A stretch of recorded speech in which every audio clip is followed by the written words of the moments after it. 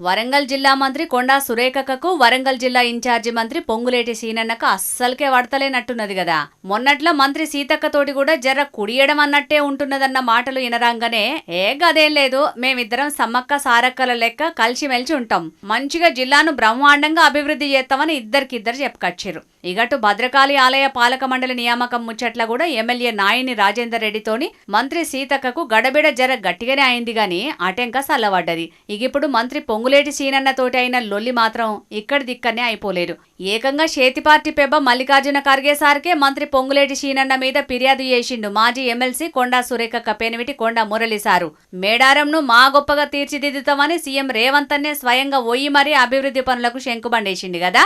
ఇక జాతర దగ్గర పడుతున్నది కాబట్టి పనులు సుతం ఏగిరంగా చేస్తున్నారు. ఇగో ఇక్కడనే అచ్చిపడ్డది అసలు పంచాది. మేడారం జాతర పనుల్ని మంత్రి పొంగులేటి సీనన్న సొంత కంపెనీలనే ఇచ్చుకుంటున్నాడట. ఇక అట్లనే వరంగల్ జిల్లా రాజకీయాల సుతం ఆయన పెత్తనం ఎక్కువ నడుతున్నదట. గందుకే మా జిల్లాలో జరుగుతున్న పనులు, అందున మా శాఖకు సంబంధించిన పనులల్లో పొంగులేటి పెత్తనమేంది అని ఫోన్లో మాట్లాడి జర్ర గట్టిగానే చెప్పిరట కొండా దంపతులు.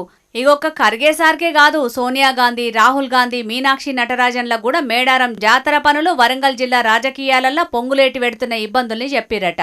మంత్రులు అడ్లూరి, పొన్నం నడుమ రచ్చ పెద్దగయ్యేటాళ్లకు రాష్ట్రంలో ఉన్న పార్టీ పెద్దలే ఇద్దరిని గూకుండా పెట్టి సముదాయించారు గాని కొండా మురళి మాత్రం రాష్ట్రంలో ఉన్న లీడర్లతోటి పని కాదని అనుకున్నాడో లేకుంటే నా స్థాయికి నేను గీళ్లకేంది చెప్పేదని అనుకున్నాడో తెలియదు గాని ఏకంగా ఢిల్లీ పెద్దలకే ఫిర్యాదు చేసిండు. మరిగా ఈ పంచాయతీని ఢిల్లీ పెద్దలే తక్కువ చేస్తారో లేకుంటే సీఎం రేవంత్ తననే ఎవరినన్నా దూతలను పంపి సెట్ చేస్తాడో తెలియదు గాని రాను రాను రాజు గుర్రం గాడిదైందన్నట్టు చేతి పార్టీల దినం ఈ లొల్లులకు పంచాదులకు మాత్రం లెక్కే లేకుండా పోతున్నదుల్లా అని అనవట్టిరు గీ ముచ్చటెరకైన కొందరు రాజకీయ విశ్లేషకులు.